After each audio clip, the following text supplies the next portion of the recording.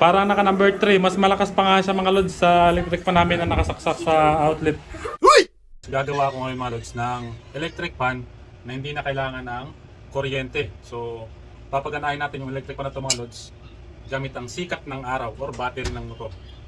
So, ito yung gagamitin natin mga lods. In-order ko na 12 volts motor ng electric pan. So, nabili ko lang siya mga lods ng 163. So, ito yung gagamitin natin mga lods. Tapos, gagamit din tayo mga lods ng sirang electric pan. So, gagamitin natin para meron tayong stand. So, ito yung cover ng sirang electric pan. Tinanggal ko lang yung pinaka laman ng electric pan niya. Tinira ko tong nakabalot siya kanya. So, para itong motor na ito mga lods, dito natin siya ipapasok. Yan. So, assemble mo natin mga lods. So, sa electric pan na ito mga lods, makakatipid tayo sa kuryente kasi ang magpapaandar dito sikat lang ng araw or kaya battery ng motor or any kind of battery ng sasakyan or e-bike. Mag-wiring muna tayo mga lods. Kailangan rin pala natin ng controller para ma-adjust natin yung lakas ng ikot ng ceiling ng electric pan natin. So ito yung nabili ko mga lods, 63 pesos or 69. So yan yung adjustan yung mga lods pang on and off. Tapos dito natin i-connect yung mga wire. So gagawin ko na mga lods mag-wiring muna ako mga lods. Kailangan rin pala natin ng wire mga lods.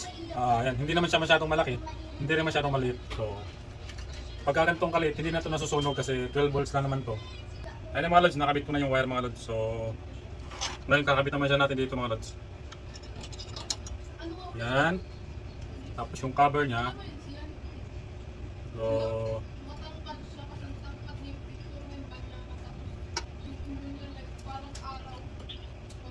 kailangan nating dumiskarte mga lods dahil masyado nang mahal yung kuryente ngayon.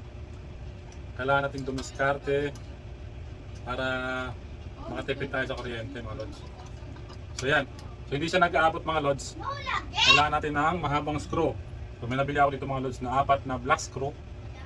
Mataas siya mga lods. Tig 2 piso lang ang isa nito mga lods. So 4 ang kailangan natin.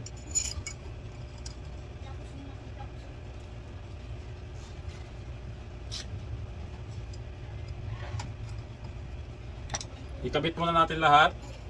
Saka na natin i-align pag nakabit na lahat yung ata. So kaya ako ang hilig ko mag-DIY mga loads. Kasi pag natapos ko yung ginawa ko, talaga napapakinabangan naman. So katulad nung ginawa kong solar namin, yung kuryente namin, kahit pa paano nabawasan dahil naka-solar kami sa mga ilang gamit. So yan, nakabit na natin mga loads. So ang gagawin natin mga loads, i-align na lang natin. Yan o. Meron pa pala ako nabili mga loads na LEC. Yan. So yan yung sample, baliktad. Yan mga loads. Ganyan siya mga loads. Oh. Yan. Huwag ka mga loads, nayuyuko ito. Yan o. So di mo natin kapit mga loads, i-align mo natin ng maayos to. Kailangan nakasentro kasi talaga ito mga loads. Tapos dahan-dahan natin ihigpit.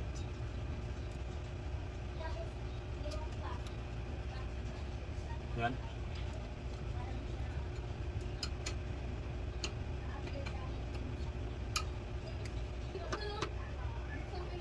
Ayan, gitna-gitna na siya mga lods.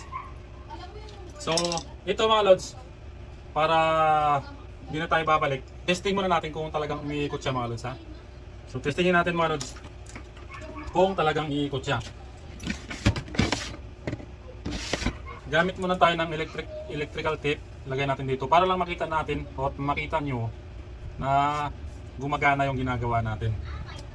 Para hindi masayang yung panonood nyo mga lods. Yan, tape natin siya dito mga lods para makita nyo kung talagang umiikot yung gawa natin. Alright? So yan, pag umiikot yan mga lods, makikita nyo kasi yun ang tape eh. So sample testing natin mga lods. Punta tayo sa loob at andun yung battery ng solar ko. Pwede natin isaksak sa solar, pwede rin natin isaksak sa battery. So tara. Hindi ko na ipapatay yung camera mga lods para walang putol. Pabukas nga Patrick. Pabukas. Hoy, buksan mo. Kami hawak ako. Sara mo sa. Mga lods, ito yung solar ko. Solar na ginawa ko. Ito yung pinakaunang DIY ko mga lods. So yan, baka baka sabihin nyo hindi gumagana yan ha. Yan, nagana yan mga lods. Di alam Yan mo pa. bakit nadidirin siya? Yan, diba? Gumagana.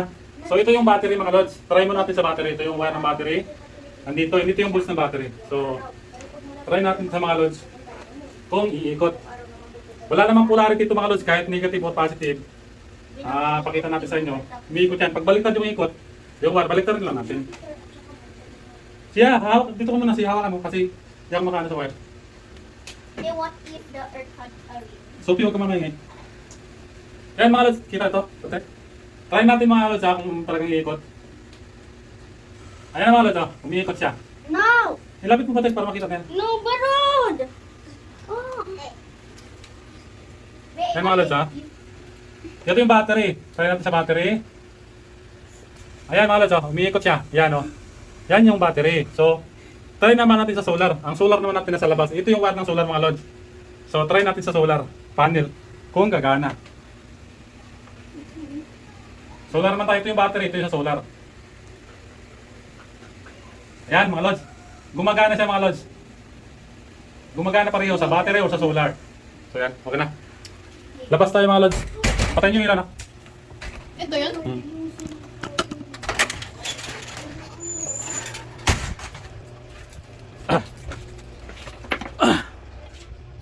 Alright, nakita niyo na mga lods. So, yun yung sample. Nakita niyo na umiikot. So, ang gagawin naman natin ngayon mga lods, kasi yung kanyang direct natin sa battery, ano siya, wala siyang controller. So, hindi natin makontrol yung lakas. So, dito na papasok si controller. Kakabit naman natin si controller dito mga lods. Tapos, nito natin ang isang wire para doon natin ikakabit yung battery or solar. So, yan, kakabit na natin ito mga lods. Yan, nakabit na natin yung controller. So ngayon naman, kakabit naman natin yung wire na to, dalawa dito sa kabila, sa mismong power. Kung saan ikakabit mo to sa battery ng motor or kaya sa solar panel. Kahit maliit na solar panel mga rods, mga 30 watts na solar panel, kung meron kayong mga solar light na sira na, yung solar panel light noon, huwag niyo itapon. Doon ito gagamitin.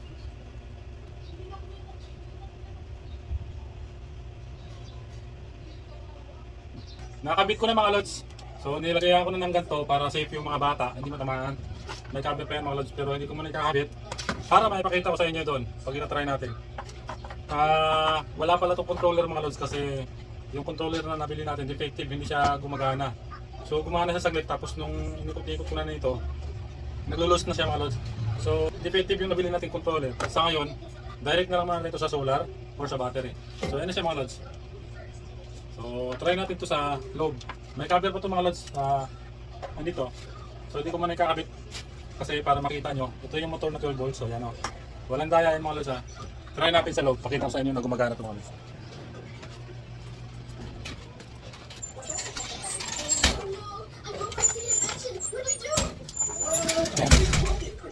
Sabi ba natin?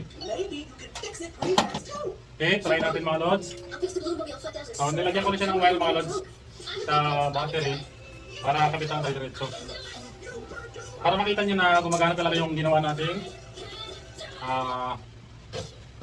electric fan mga lods. Safe naman ito mga lods, hindi ito nakakakuryente kasi 12 volts lang naman to. So subukan natin mga lods ha. Tingnan nyo mga lods. Ayan o. Kita nyo mga lods. Napakalakas. Napakalakas mga lods. Ayun o, try natin ulit mga lods ha. Ayun o. Sobrang lakas mga lods. Iharap ko sa akin para makita nyo yung damit ko na gumiwang-giwang. Ganun siya kalakas mga lods. Ayan mga lods o. Parang naka number 3 mga lods na electric fan. Parang naka number 3. So, sa electric fan na to, hindi na natin kailangan ng kuryente. Solar lang or kaya battery. So, ayan na mga lods. Okay na mga lods, yung ginawa nating electric fan na hindi nagkukonsumo ng kuryente. Gamit lang ang solar ko mga lods or tapat natin sa battery yan. Pansamantala nilagyan ko muna ng switch mga lods yan o. Try natin mga lods ha. Napakalakas mga lods. Parang naka number 3, mas malakas pa nga siya mga lods sa electric fan namin na nakasaksak sa outlet. Yan yung electric fan namin na nakasaksak sa outlet. Ito yung ginawa kong 12 volts. Mas malakas pa siya mga lods. Para ka number 3. Alam mo yung bagong biling electric fan na number 3? Ganyan kalakas mga lods. So successful yung ginawa natin mga lods yan.